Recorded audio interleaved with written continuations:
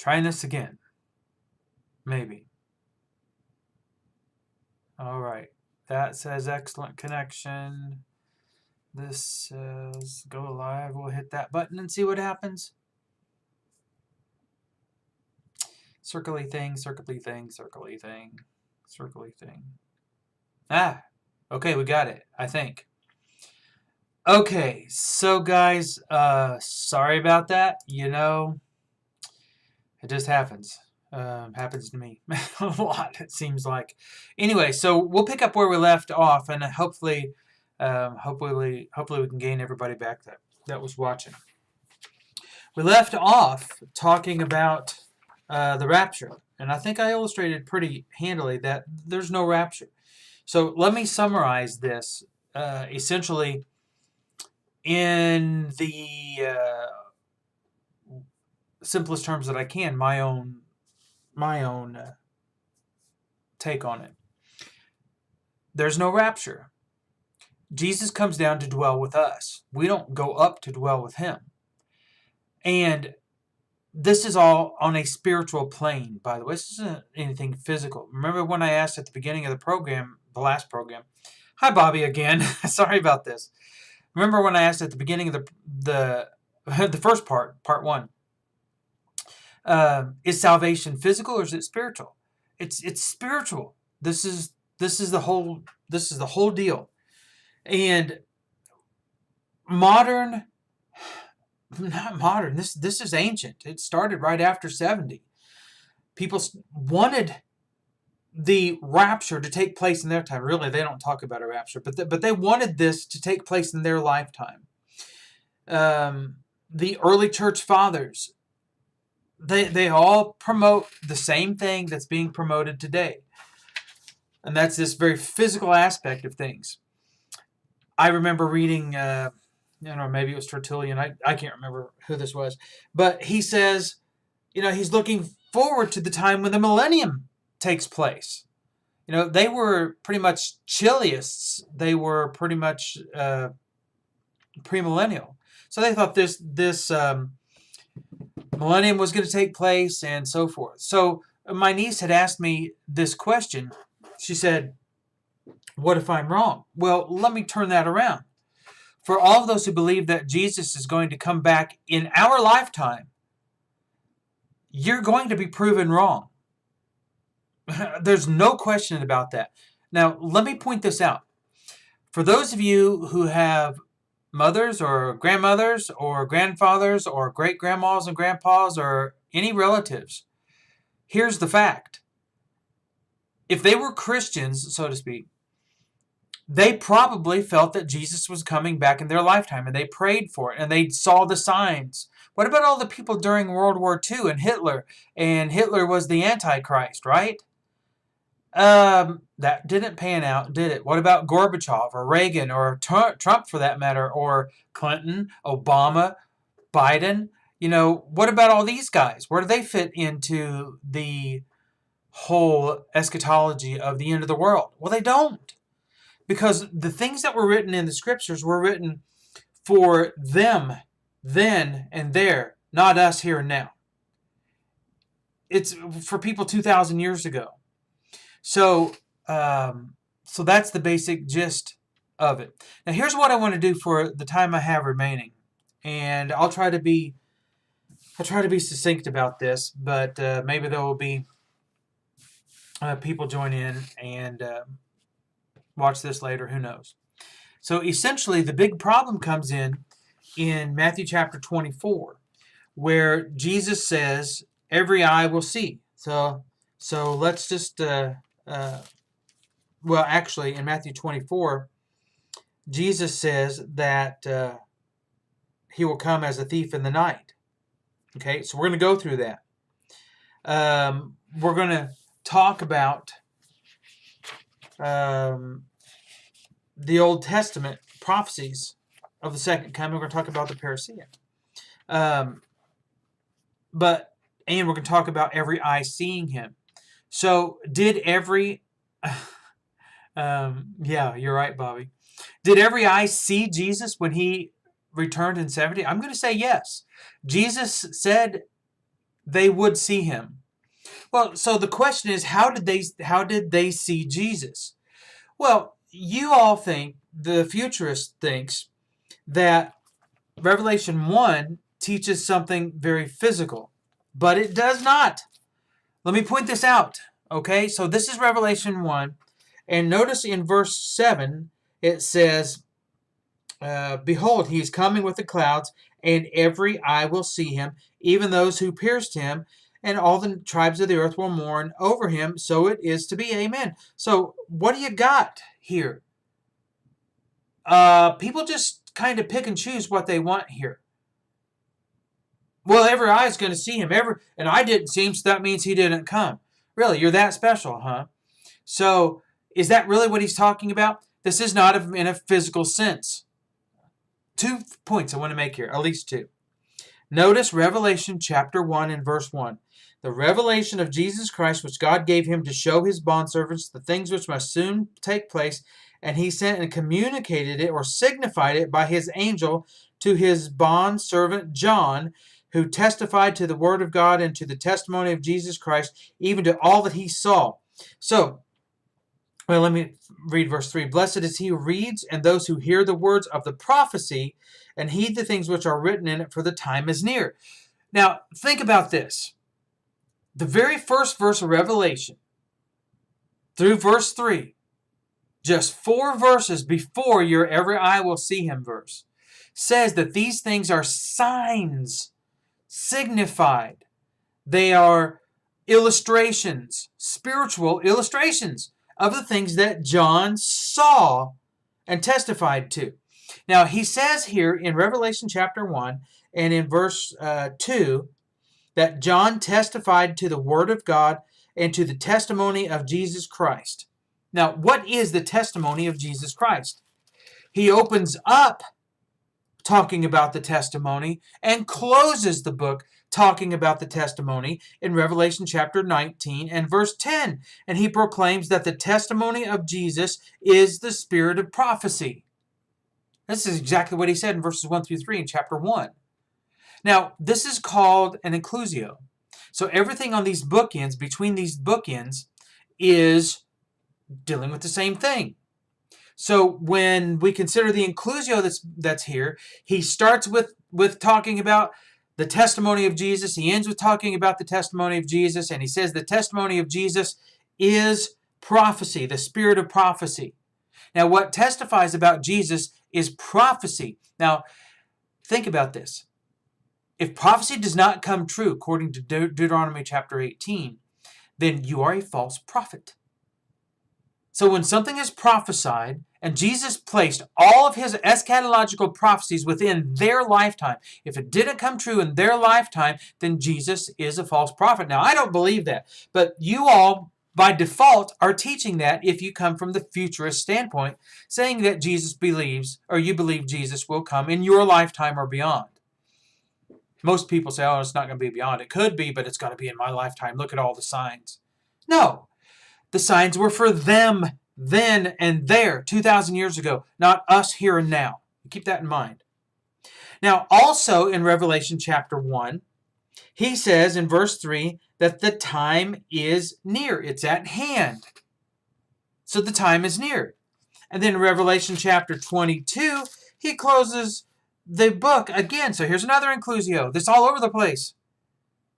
He says, behold, verse 6, he says that these are the things that must soon take place, right? Revelation 22, verse 6, these things must soon take place. Verse 7, I am coming quickly, right? Blessed is he who heeds the words of the prophecy of this book. Why would you want to heed the words of the prophecy of this book if it's not going to happen to you in your generation? It doesn't make sense. Then he says, verse 12, behold, I'm coming quickly. Then he says in verse 16, behold, I, Jesus, have sent my angel to testify to you these things for the churches.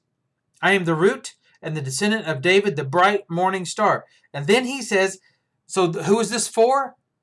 Them, the churches. He listed 7 churches. Then in verse 20, he says, yes, I am coming quickly. How much clearer does this have to get? He starts out the book of Revelation saying, I'm coming quickly. The time is at hand. These things are signified. They're signs, illustrations of a spiritual event, a spiritual happening. And then he says, I'm coming quickly. So was his coming quickly spiritual or physical? Let's go back to Revelation chapter 1 and verse 7. Because doesn't this say that every eye will behold him? And they want to go to Acts chapter 1, verses 9 through 11 and say, well, he's going to come back exactly the way that he left. Wait a minute. If he's going to come back exactly the way that he left and every eye is going to behold him, not every eye beheld him leaving, did they? Wait a minute. That's a bit of a problem for y'all.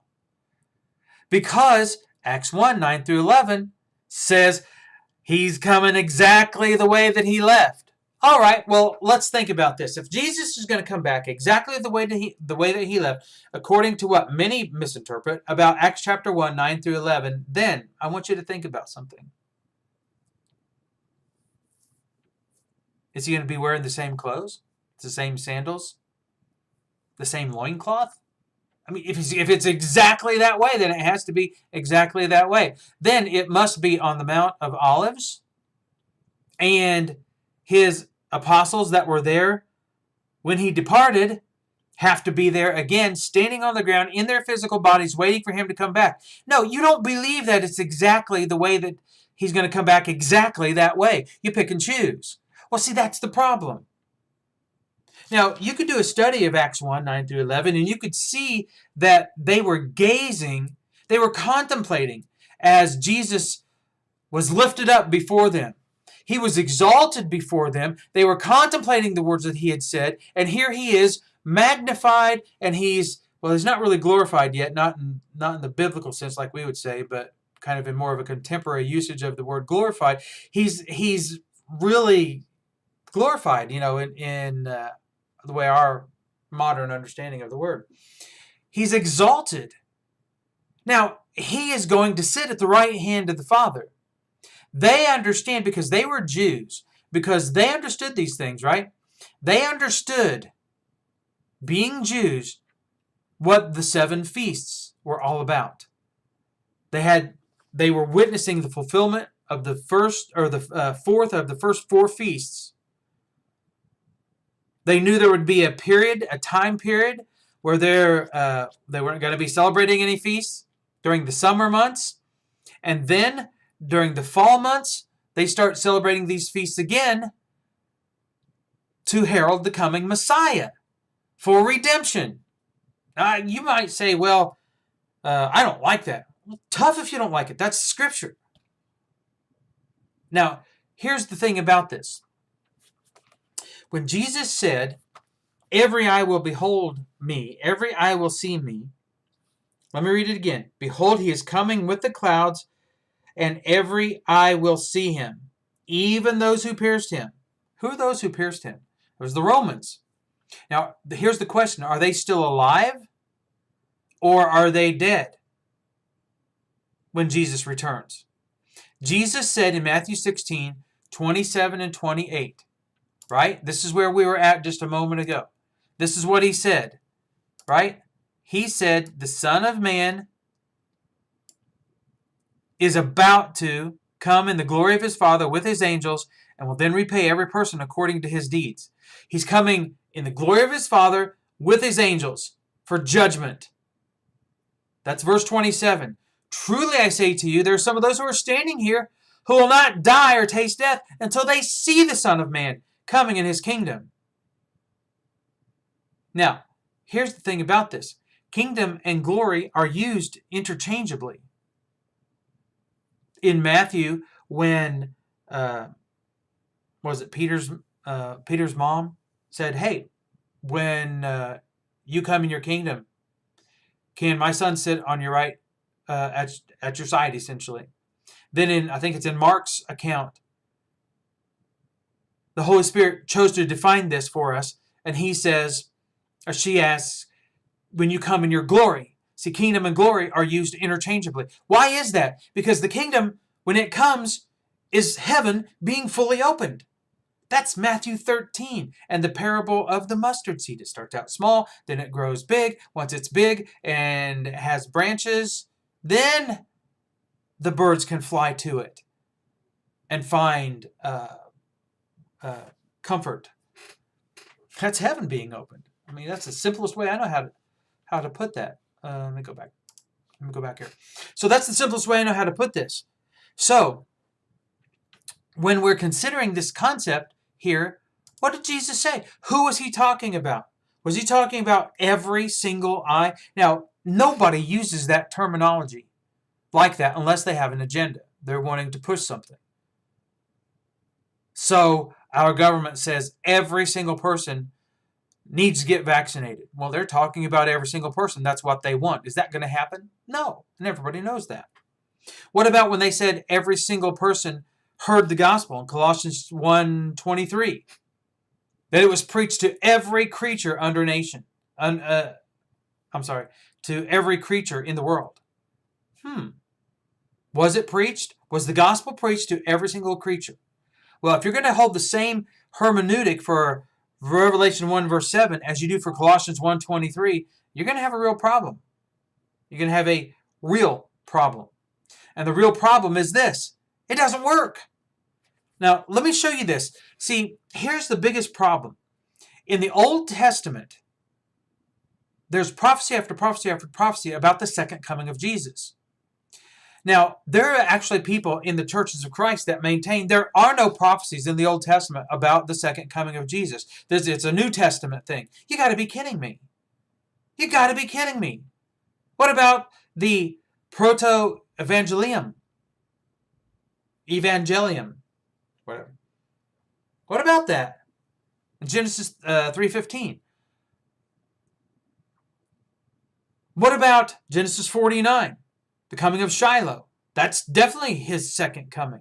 I mean, it's all over the place. We can go to Isaiah 24 to 27. There it is. It's all over the place. But the reason people will say, well, there's no prophecies about... That's funny, Richard. There's no prophecies about... hello, Michael Adams. Good to see you with us. Absolutely good. Let's see what I got behind me there.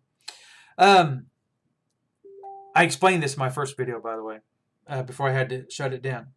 Okay, so you've got all these prophecies in the Old Testament. Well, for someone to actually say, well, there aren't, means they simply haven't studied their Old Testament. And that's the problem. Therein lies the problem. So I want you to look at this concept here, that Jesus is quoting the Old Testament. Jesus through John. Jesus directing John. Holy Spirit directing John. Now, verse 7, behold, he is coming with the clouds, and every eye will see him, even those who pierced him, and all the tribes of the earth will mourn over him, so it is to be. Now, I kind of messed up just a little bit, because I said, well, who are those who pierced him? In Acts 2, Peter says that they, or the Jews, used the Romans to pierce him. So the Jews were the ones responsible, and Peter affirms that. But I want you to look with me at a passage in the Old Testament in Zechariah. So Zechariah chapter 12. Listen to this. Starting at verse 1. Zechariah 12 verse 1. The burden of the word of the Lord concerning Israel. Who's this concerning? Israel. Thus declares the Lord, who stretches out the heavens, lays the foundation of the earth, and forms the spirit of man within him. Behold, I am going to make Jerusalem a cup that causes reeling to all the peoples around. And when the siege is against Jerusalem, it will also be against Judah. And it will come about in that day that I will make Jerusalem a heavy stone for all the peoples. All who lift it will be severely injured, and all the nations of the earth will be gathered against it. Now, wait a minute. What's he talking about? Is this everybody in the whole world that comes against Jerusalem? So all of the nations, every last person in the whole world comes against Jerusalem to destroy it? No. No, and you know that. It's representative of the nations that are coming against it. They represent the people of their nation, those who come against it. Now, in that day, declares the Lord, this is verse 4, Zechariah 12, I will make every horse with bewilderment and the rider with madness. Okay? He says, I will strike every horse later on, and so forth. Do you think he's serious about that? Every single horse was stricken with bewilderment? Or is this kind of a battle term? Is this kind of something that you see taking place in battle? The battle's raging. These guys are on their horses. The horses get confused. And so it's part of judgment. Okay, it's all judgment language. But notice that in verse 3, he says, in that day. Verse 4, in that day. Verse 6, in that day. Verse 8, in that day. Latter part of verse 8, in that day. And in verse 9, he says, in that day I will set about to destroy all the nations that come against Jerusalem. Now listen to this. I will pour out on the house of David and on the inhabitants of Jerusalem the spirit of grace and of supplication. When did that occur? From our standpoint. From Zechariah's standpoint, it's in the future. Not super far in the future. Certainly closer to him than it was to us. In our past, that was the day of Pentecost. This is what Peter preached on the day of Pentecost. If you don't believe me, go look it up. You're going to have to read Joel and Psalms and so forth and put those things together. And anytime you want to say, all you guys want to do is run to the Old Testament, then tell you what, you give that charge to Peter as well. That's pitiful, is what it is. Anyway, so in that day, this is the day of Pentecost. This places this squarely in the first century, so that they will look on me whom they have pierced, and they will mourn from him as one who mourns for an only son, and they will weep bitterly over him like the bitter weeping over a firstborn. In that day there will be great mourning in Jerusalem, like the mourning of Hadramimon in the plain of Megiddo. The land will mourn, even every family by itself, the family of the house of David by itself, and their wives by themselves, the family of the house of Nathan, and so forth. So he talks about Nathan, that family, and Levi, and I lost my place, the Shemites, and all the families that remain, every family by itself, and their wives by themselves. So he says, those who pierce me are going to look on me. And then he says, who every eye is. Who's this talking about? Go back to chapter 12 and verse 1. Israel, Judah, and Jerusalem, more specifically, as we showed. Look at verse 5. Then the clans of Judah will say in their hearts, a strong support for us are the inhabitants of Jerusalem through the Lord of hosts their God. What's going on here?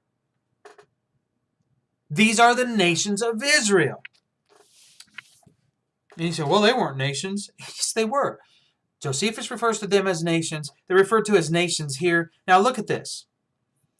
In Revelation chapter 1 and verse 7, let me read this again. Behold, he is coming with the clouds, and every eye will see him, even those who even those who pierced him, and all the tribes of the earth. Who are all the tribes of the earth? Deuteronomy 31, Deuteronomy 32, Isaiah 65, Isaiah, 51, I think it is. Passage after passage after passage illustrates that Israel, Jerusalem, the Jews, the Jewish economy, however you want to put this, is referred to as Jerusalem, is referred to as the earth, is referred to as heaven and earth. If you want to talk about that covenant system. Just, don't blame me. Here's what I want to show you something. In Revelation chapter 7, verse 4, I heard the number of those who were sealed, 144,000, sealed from every tribe of the sons of Israel. Okay, you ready for this? This is the same thing that we read in Zechariah chapter 12. Ready for this? These are the tribes of the sons of Israel. The tribe of Judah, 12,000 were sealed. From the tribe of Reuben, 12,000. From the tribe of Gad, 12,000. The tribe of Asher, and so forth. See a theme here? So when you say, well, every eye is going to see him, then just tell me. Just let's break this down. Very simple. Look at Colossians chapter 1, verse 23. Now you're going to have to tell me, if you're going to be very wooden literal about every eye seeing him, when he clearly defines who these eyes are. It's the tribes of Israel. It's the nations of Israel. What about Colossians 1:23? Let me read it. If indeed you continue in the faith firmly established and steadfast and not moved away from the hope of the gospel that you have heard, which was proclaimed in all creation under heaven. Was the gospel proclaimed to every single person alive on the planet when Paul wrote this? Was it? I say yes, but not the way wooden literalism demands. I say that it was proclaimed to all of the nations under heaven. Who are these nations? See, salvation was to the Jew first and then the Gentile. So once the gospel had been proclaimed to all of these Jews, then it went to the Gentiles. That's why Paul could say, well, it's been proclaimed to all the nations. Now, in Matthew chapter 24, Jesus says this, verse 14, the gospel of the kingdom shall be preached to the whole world as a testimony to all the nations, and then the end will come. So when salvation had been preached to all of the Jews, then their age, the age of Judaism, the age of the law of Moses, would come to an end. That is the end. Seems pretty simple to me, but who am I? I'm very simple, I guess. So, that's what it means when every eye will see him. It's a quote from the Old Testament, and it is literally defined, and not only in Zechariah 12, but it's also defined in Revelation 1. Okay, so we need to go back to Matthew 24. Remember, I said this was the epicenter, the hub of all Bible prophecy. And everything was pointing forward to this from the Old Testament. Jesus is saying, now it's going to be fulfilled. So in Matthew chapter 24, starting in verse 42, here's where people go. Okay? Well, he's going to come as a thief in the night. I agree. That's exactly what he did. You ready for this? Look at verse 42. Therefore, be on the alert, for you do not know which day your Lord is coming. But be sure of this, that if the head of the house had known at what time of the night the thief was coming, he would have been on the alert and would have not allowed his house to be broken into. For this reason, you also must be ready. For the Son of Man is coming at an hour when you do not think he will. Did he really make a transition here? So he's talking to Peter, James, John, and Andrew. And he says, you.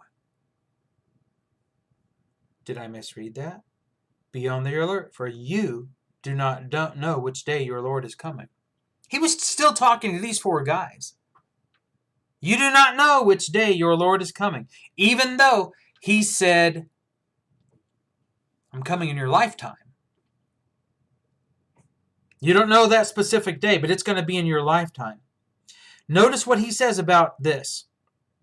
Be aware of this, that the head of the house had known what time of the night the thief was coming. He would have been on the alert and would not allow his house to be broken up. So you've got the head of the house. If he had known what time of the night the thief was coming,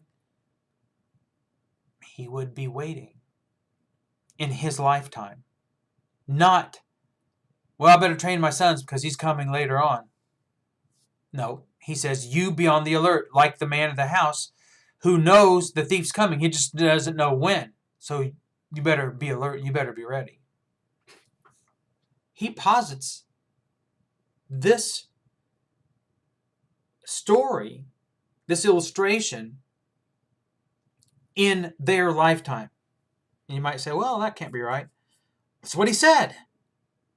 Listen to this, verse 45. Who then is the faithful and sensible slave whom his master put in charge of his household to give them their food at the proper time? So you've got these slaves dependent upon their master for their food and clothing and shelter and so forth.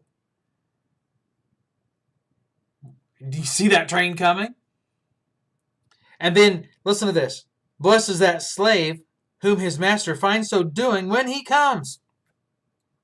Not his slave's descendants. The master leaves. The slaves are supposed to do the task they're given.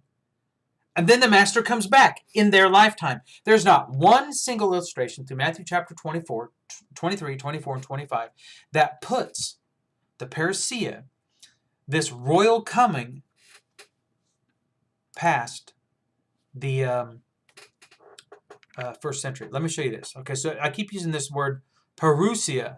Parousia. Let me transition this. So here's what this word is. This is when they asked Matthew 24 and verse 3, when Peter, James, John, and Andrew said, well, tell us what's going to be the sign of your parousia. Not Paul's, not Timothy's, not anybody else's parousia. Parousia. Parousia. Right there, parousia. But your parousia, your presence, your coming. Now notice how it's used. It's used as presence, a coming, an arrival, advent, especially of this, I can't do that, of the second coming of Christ. So they asked, what will be the sign of your coming, arrival, advent, second coming? That is the parousia of Jesus. It is a royal coming, especially in the arrival of the owner who alone can deal with the situation. Right? That's what it says. It's a technical term with reference to the visit of the king or some other official, a royal visit. Now it all makes sense. Notice this is used, try this again, is used in the East as a technical expression for the royal visit of a king or emperor. The word means literally the being beside, thus the personal presence. That is 1 Thessalonians chapter 4, verse 13 and following. He comes to be with us. It's a presence. We go out to meet him. And if you study this, what this means, and when they would have a coming of their a parousia of a royal dignitary, the people of the town, let me go back to this, would come out and meet this guy, and then bring him back. He would go back with them where they're at. So that's what a parousia is. Okay? Now, this happened with Paul, right? No question about that. Matter of fact, let me see if I can find this. This term is not used very many times. It's used 24 times, but I'm not going to go through all that. But it's used of Paul and some other people, but it was used of their physical comings. The parousia mentioned in Matthew chapter 24 and verse 3, when they asked, when are you coming?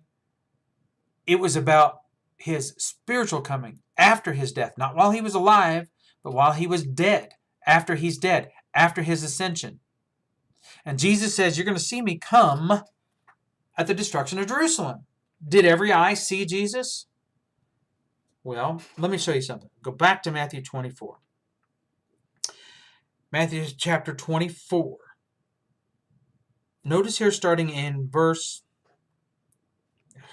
Man, I just need more time, a lot more time. So he says here in verse 24, false Christs and false prophets will arise and will show great signs and wonders, so as to mislead, if possible, even the elect.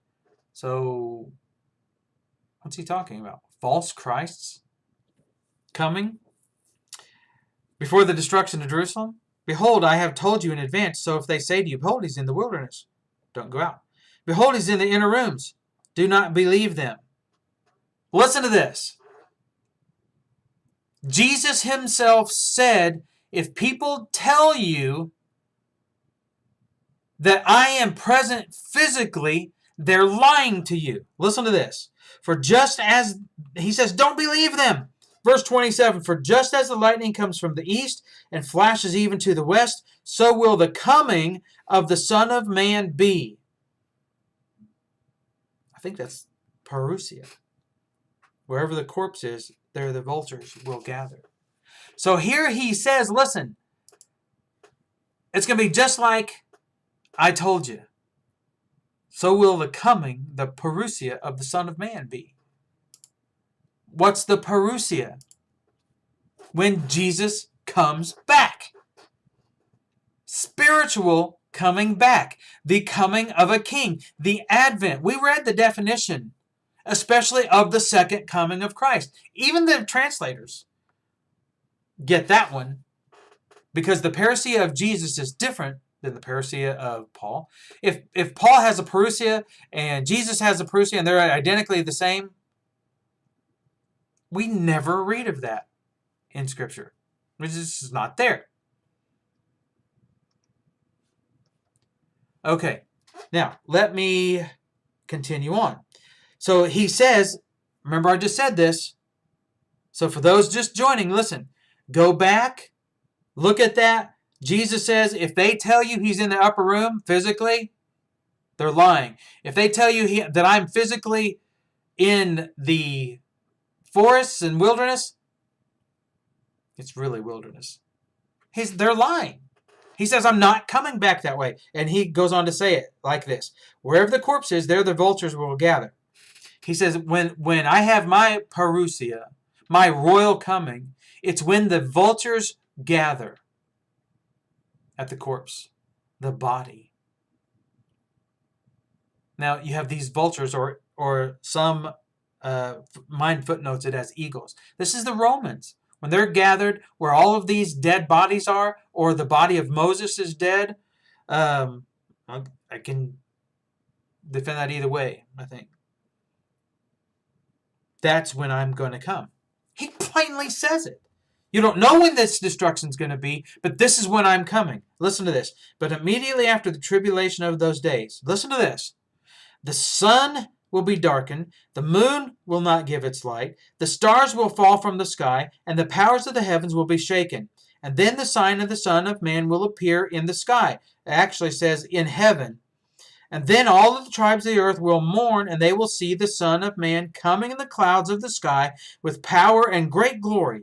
And he will send forth his angels with a great trumpet, and he will gather together his elect from the four winds, from one end of the sky to the other.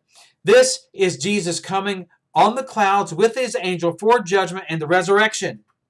Gathering out of the four winds, his elect, is resurrection language. And you want to say, well, this is all talking about Jerusalem. The destruction of Jerusalem in AD 70. It has nothing to do with the end of the world. There's no place in the Bible that has anything to do with the end of the world. Nothing. Anywhere. Zip. Zero. Zilch. Nada. It's just not there. Okay? So, whoops. Check my feeds here. They're looking good still. All right.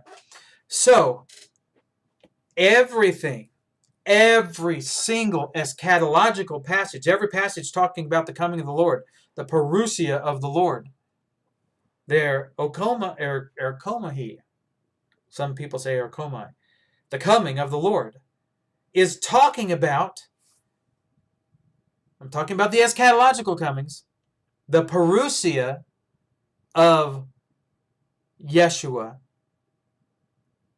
is in the first century. It's in their lifetime. And he says it. Listen to this. He says, now learn the parable of the fig tree. When its branches already become tender and puts forth its leaves, you know that summer is near. Summer is near. Listen, the summer months was that period between the first 4 feasts and the second and the last 3. It was a period where they all went home, they waited, they did their thing, and then they had to listen for the last trumpet to blow. That last trumpet blowing, after 30 days of a trumpet blowing, every hour for 30 days, the final trumpet blows. It's a loud blast, it's a long sustained blast, and they know that's the final trumpet. And then you've got the Feast of Trumpets, and the Feast of Atonement, and then the Feast of Booths or Tabernacles or whatever you want to call it. It's really not tabernacles. It's tents, dwellings, booths is better, I think. So, because the tabernacle was the tabernacle, not many. Well, anyway, so you've got the last trumpet blowing. What do you suppose he's talking about? The trumpet will sound. He's going to come out of heaven with his angels, and he's going to gather together his elect.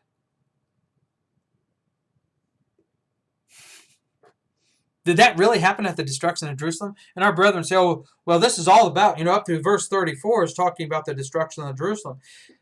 Okay, in verse 34, he says, I say to you, this generation will not pass away until all these things take place.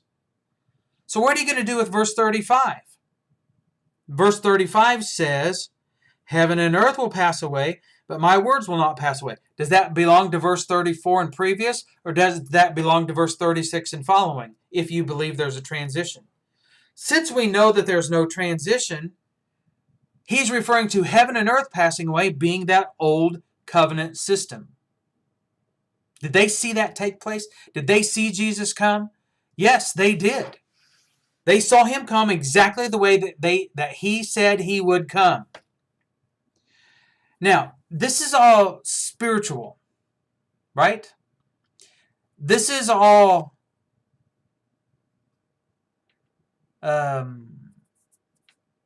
it's not metaphorical, but there is symbology here.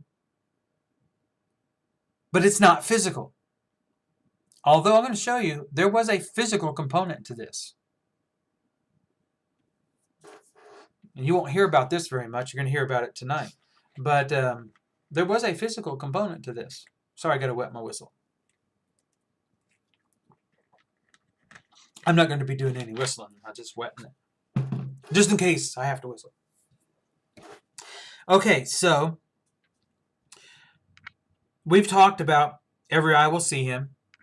We've shown you conclusively that he was quoting from the Old Testament, Zechariah chapter 12. We've shown you that he's going to come as a thief in the night, but he says that it's in the lifetime of the man who's looking for the thief. It's in his lifetime. It's not past his lifetime. He's not teaching his son to watch for the thief. I mean, a good father does that, but he teaches it's coming in your lifetime. Every single illustration throughout Matthew chapter 25 is in their lifetime. Now notice this, Matthew 25, verse 31. The Son of Man comes in his glory, and all the angels with him, and he will sit on his glorious throne. All the nations will be gathered together before him, and he will separate them from one another as the shepherd separates the sheep from the goats. You realize you got the goats on the left. Just saying. Okay, so here we go. Where did we see that language before? Let me point this out again. So he says, when the Son of Man comes in his glory, all the angels with him, then he will sit on his glorious throne. In verse 30, 30, right? The sign of the Son of Man will appear in heaven, in the sky, this version says, and then all the tribes of the earth will mourn, and they will see the Son of Man coming on the clouds of the sky with power and great glory. He will send forth his angels with a great trumpet, and they will gather together his elect from the four winds. You have got resurrection taking place. You've got Jesus coming on the clouds. You've got judgment taking place. You've got the angels present. Matthew 25 and verse 31, the Son of Man comes in his glory. The angels are with him. Glory is represented often by clouds, by the way, if you didn't catch that.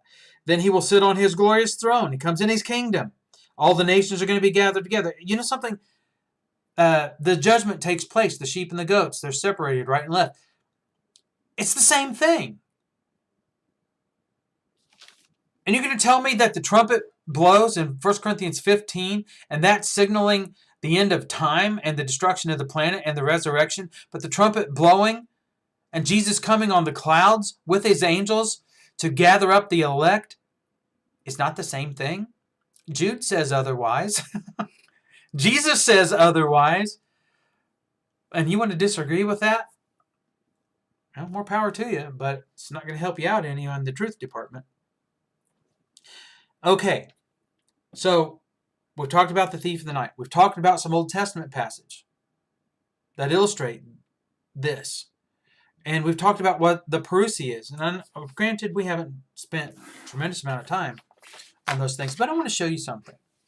Let me find this here. Here we go. I'm going to enlarge this so that you can see this, okay? Now, a lot of y'all say, well, they didn't see Jesus coming. I want to show you something, okay? This is from Josephus, okay? So here's the reference. You can, let me make this larger because I know it helps on the phones. So here's the references. You can look this up. Pause it and you can enlarge it. Notice what Josephus says. Okay, so Josephus says there was a star resembling a sword which stood over the city and a comet that continued a whole year. So Josephus says over the city of Jerusalem there was a star resembling a sword. Now what did Jesus say? Let me read this again. Are you ready for this? Okay. He said, starting in verse 23, if people say to you that I'm over there or I'm over there in a physical sense, they're liars because I'm not coming back physically. You're going to see the signs in the sky or in the heavens or in heaven. Right? I'm just reading this. You do with it what you want. But if you want to follow the truth, this is it. Verse 29. No. He says, for just as the lightning comes from the east and flashes even to the west, so will the parousia or the coming of the Son of Man be. When you see the eagles gathering together at all these dead bodies, this is when I'm coming. But immediately after the tribulation of those days, listen to this, the sun will be darkened, the moon will not give its light, the stars will fall from the sky, and the powers of the heavens will be shaken. Now, we can make argument after argument after argument that these things are referring to the powers that be, the governments, the ruling bodies, the Jewish system, the Pharisees, the Sadducees, and so forth. But we're not done with that because there's often a physical sign pointing to a greater spiritual reality. Ready for this? So he says, immediately after the tribulation of those days, these things will take place. And then the sign of the Son of Man will appear in the sky, and then all the tribes of the earth will mourn, and they will see the Son of Man coming on the clouds with the sky with power and great glory. Why will they mourn? Because they are the ones that rejected Jesus. They're the ones that stood there and shouted, we don't have a king but Caesar. No king but Caesar. Crucify him, crucify him. We have no king but Caesar. Why are they mourning? Because now they get it. Some of them, a lot of them simply didn't care. They could care less about anything spiritual.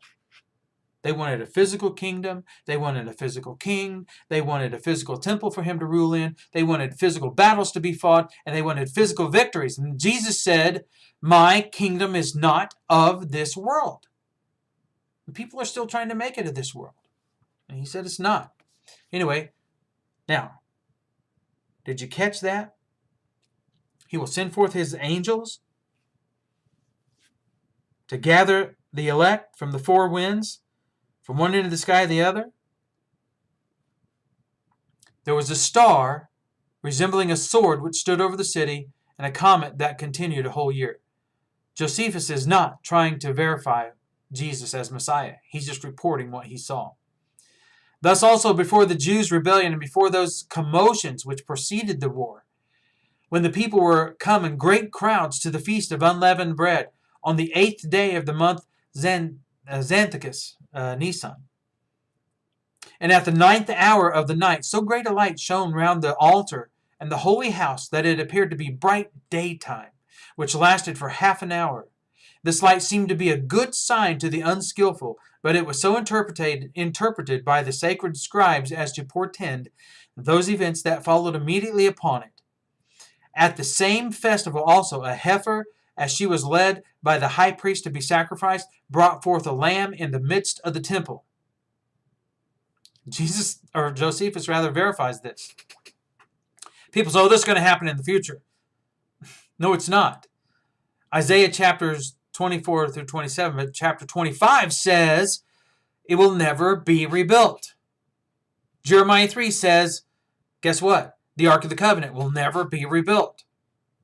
Moreover, the eastern gate of the inner court of the temple, which was of brass, this is what happened during the siege of Jerusalem, starting in 66 and a half, and vastly heavy, and had been with difficulty shut by 20 men, and rested upon a basis armed with iron, and had bolts fastened very deep into the firm floor, which was there made of one entire stone, was seen to be open of its own accord about the 6th hour of the night. You got all these signs taking place, miraculous things. Now, if you know anything about the Bible, Micah chapter 7 says, just as, verse 15, just as in the days of Moses when these miracles took place, you're going to see these things.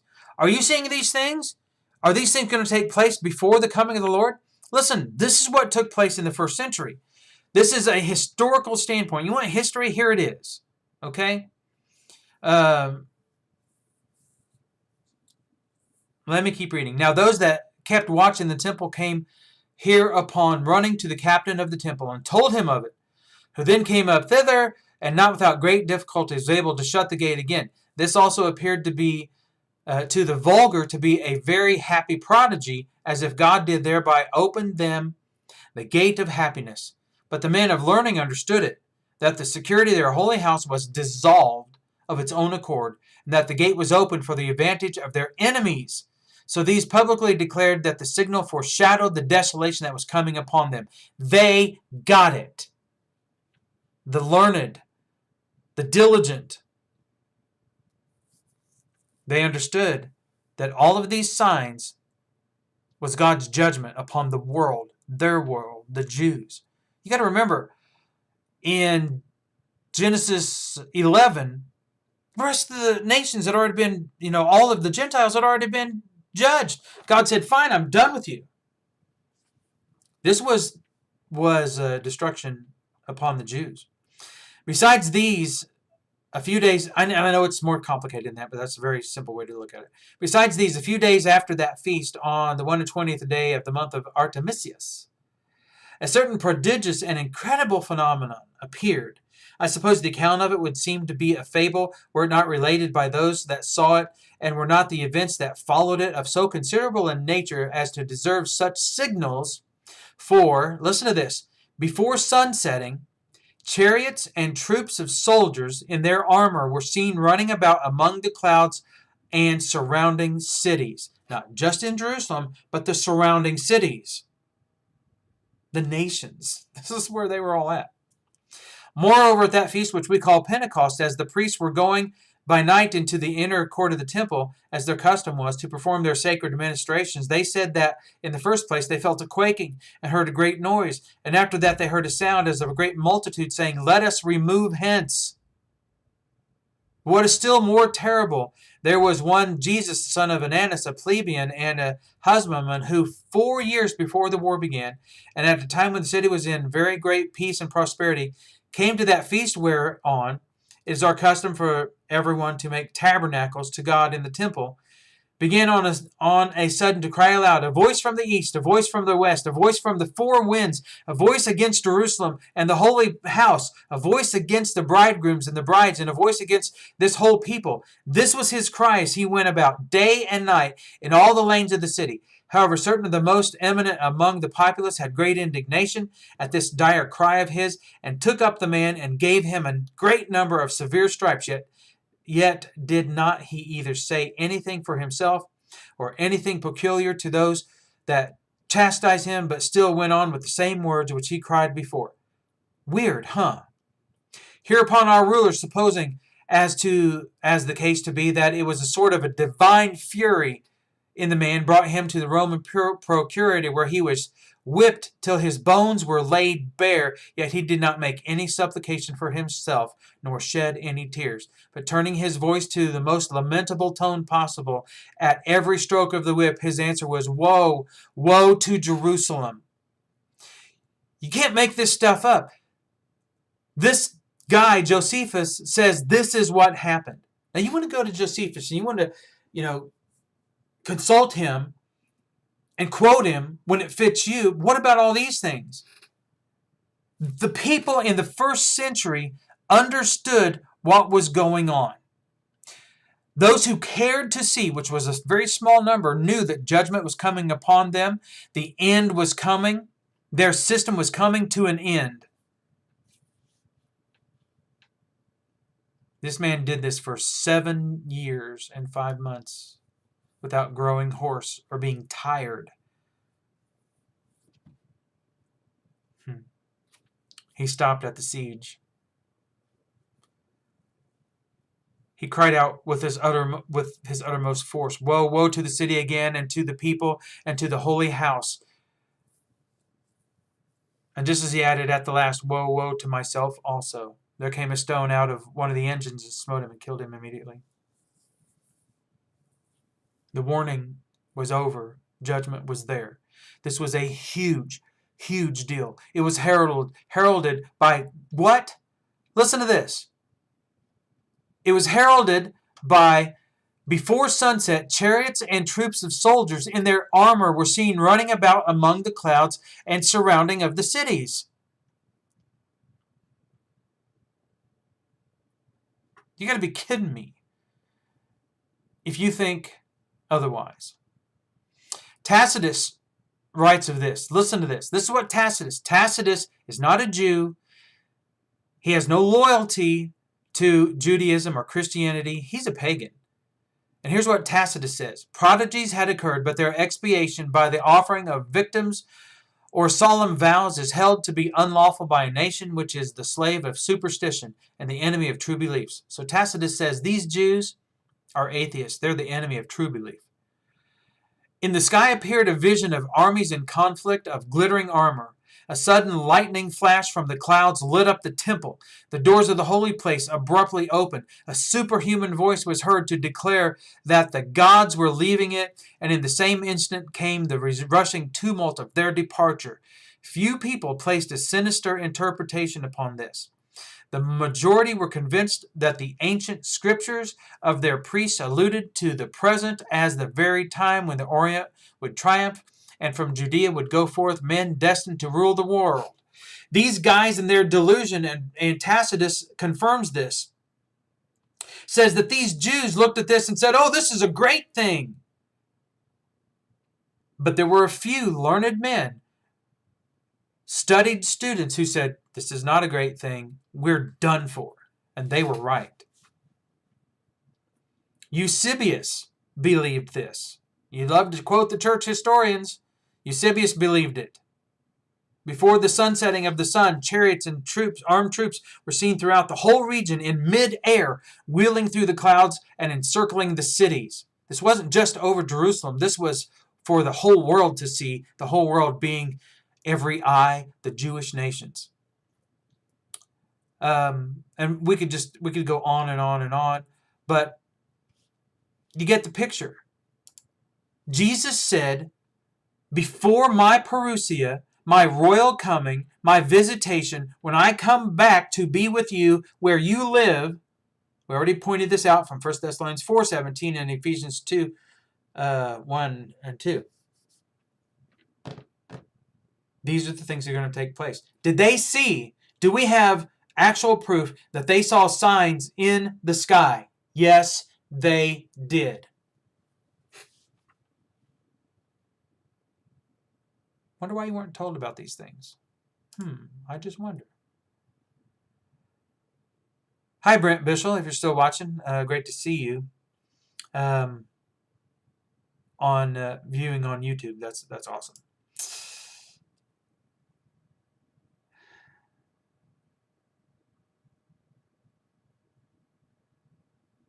Oh, goodness, Paul. See, guys, I mean, if you look through these comments, and I'm going to end this here in just a minute, but, you know, you look through these comments, and here's what you got. You could have Jesus Christ appear in front of these people exactly the way he did to Paul. Was that Acts 21 or 22, something like that? Stand at the foot of his bed and say, listen, this is the fact. And they would twist it. They wouldn't listen to it because it doesn't fit their paradigm. They're so in love with the lie that they have been told that they are willing to twist the very words of Jesus. Here's the simple fact. Jesus said, I'm coming back in your lifetime. Some of you will be here to see it. He told his apostles in Matthew chapter 10, he said, listen, you will not finish going through the cities of Israel until the Son of Man be come. Wait a minute. So he told them they're going to be fleeing persecution from city to city, and they won't finish going through all those cities surrounding Jerusalem before he comes. And when they were in those cities, fleeing those cities, and they looked up in the sky and they saw these chariots and these soldiers in their glittering armor and flaming swords and their fiery chariots doing battle, what do you suppose they thought? They said, see, we knew he was right. He didn't have to do that, but we knew it. Come on. You guys can whittle away at Brent Bishop is awesome, by the way, Richard Bailey. Love him to death. A finer man and a better preacher you cannot find. So this is what those Peter, James, John, and Andrew saw and witnessed and experienced. Do you suppose there was any question in their mind? Here he is. This is the end of the age. This is the end that's coming with a flood. We need to talk about this flood thing because you think you got 2 Peter 3 figured out. The end comes with a flood. What do you suppose that flood was? It's the Gentiles.